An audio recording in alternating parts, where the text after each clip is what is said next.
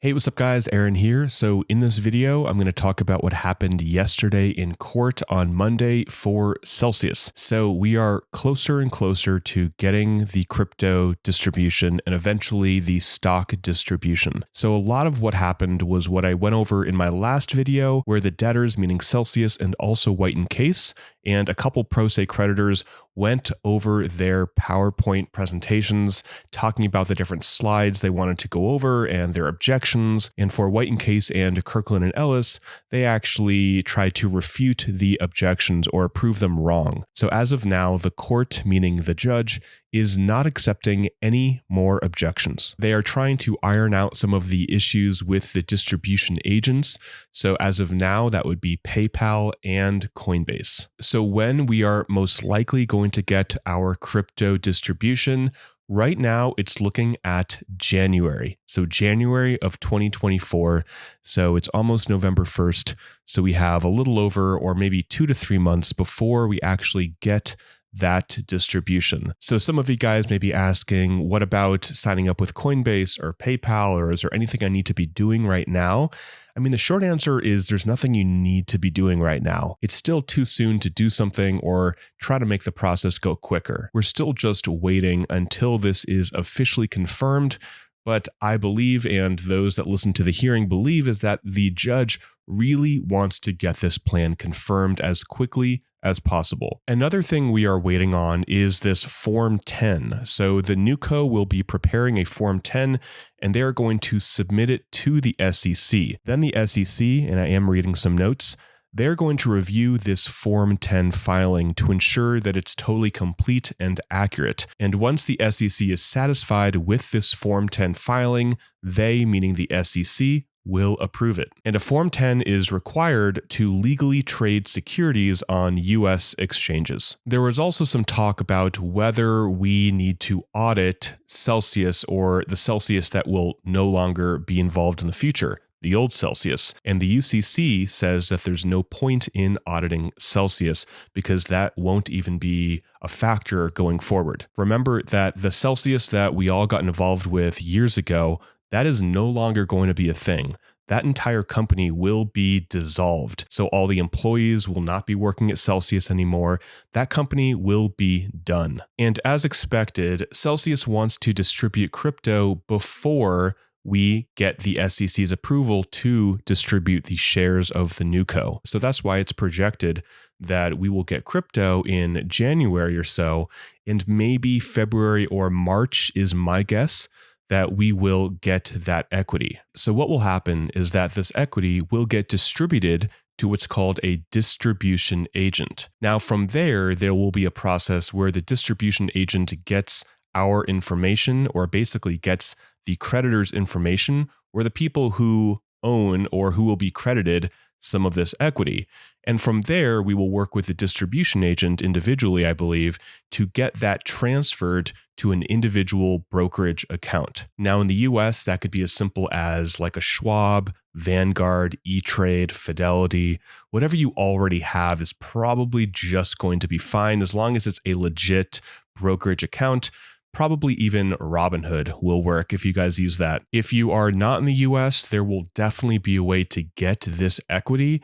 I don't know the steps of exactly how that's going to look, but I do know that there will be a way to get it. So we just have to wait a little longer until we know exactly how that's going to play out. And before I end this video, I just want to dive to what came through the docket today, or yesterday, basically. There is a new plan supplement. This is like 200 pages. I skimmed it. Most of it are just some minor changes to the management of the mining company. So really nothing that really affects any of us much. Next, there is this insanely long document of 365 pages that basically just has a line for the judge to sign.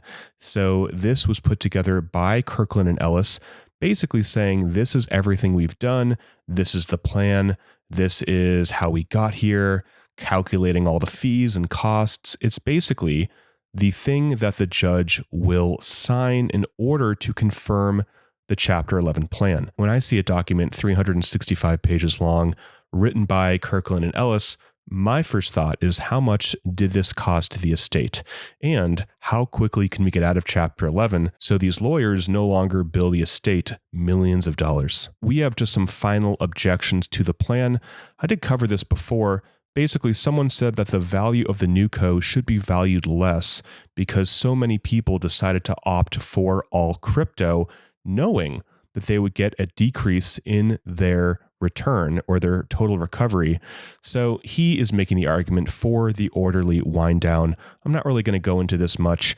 At the end of the day, even if the orderly wind down gives us a couple percent more of crypto, the amount of time it could take to literally toggle to the orderly wind down, I don't know, it could be a month or two. I'm actually not quite sure, but that is money that, again, we are paying lawyers. So at the end of the day, I'm like, even if we don't get back as much and we do have this equity, I would rather just end this quicker and get people their crypto quicker at this point. Next, we have Cam Cruz, who is going to be on the Litigation Oversight Committee, and he is talking about what David Adler mentioned in my last video. Essentially, what happened is some of the power dynamics changed. Basically, the last plan supplement shifted the budget and hiring decisions to the sole discretion of one individual, the litigation administrator. So what Cam Cruz and David Adler say, which I do agree with, is that restoring this oversight power to the Litigation Oversight Committee, so multiple people, is important to the success of the litigation trust. And again, this has been asserted by both David Adler as well. So Cam goes on to say that allowing this administrator,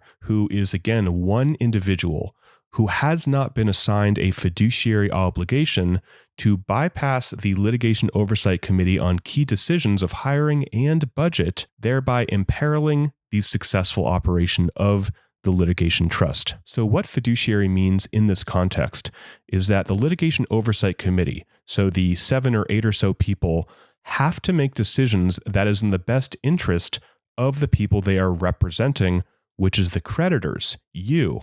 What Cam is saying is that the administrator has not been assigned this fiduciary obligation. Cam goes on to say that having now introduced language granting the administrator complete control over budget and hiring, to the extent the Litigation Oversight Committee and the administrator disagree on these matters, the LOC, or Litigation Oversight Committee, is left with only the extreme measure of removing the administrator. So they only have basically one thing they can do if there's a disagreement. They can remove the administrator. And this next thing I was very surprised by.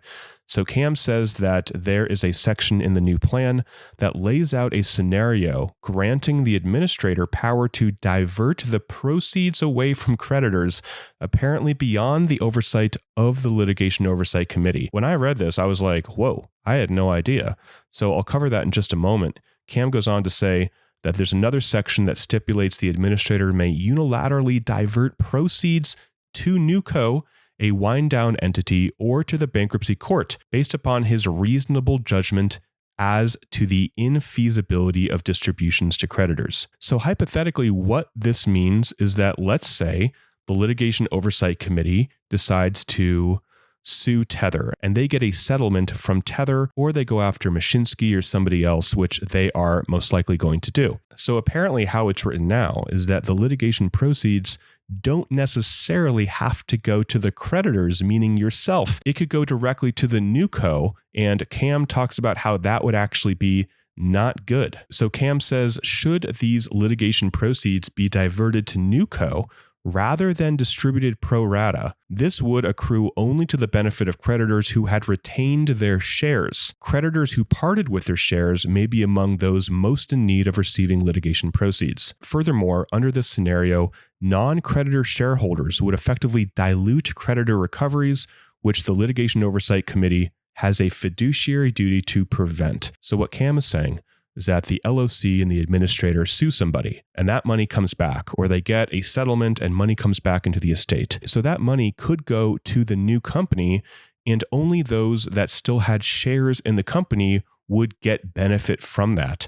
But what Cam is saying is that if that were to happen, those who sold their shares because possibly they just needed cash, they don't have the time horizon to hold on to equity, right? because we'll get the option of selling that. People who sold their shares in this situation, creditors who sold their shares, would not get any of that money back. And before I end the video, it looks like claims are being sold for the highest they ever have. So the closer we get to the confirmation and getting people back their crypto, people are willing to pay higher for those claims. So right now, again, from the latest in court yesterday, we will be getting crypto, if everything goes smoothly, in January. And if there happens to be a toggle to the orderly wind down, which I don't think is going to happen at this point, probably another month or two is my guess, but honestly, I don't know at this point. So if you did have an interest in selling your claim, I will include the link to Claims Market below. You can always reach out and see what they will buy your claim for.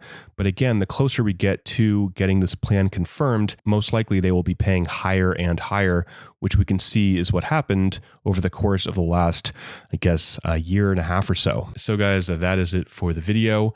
Thanks for watching. I'll include links to the things I talked about today in the description if you want to check it out, or if you want to read things fully on your own. I'll keep you guys posted all the way up until the point where we get our equity, and I'll probably keep making videos on the NewCo because a lot of us will want to hold on to that equity. So I will not stop making content on this as much as you guys are tired of this.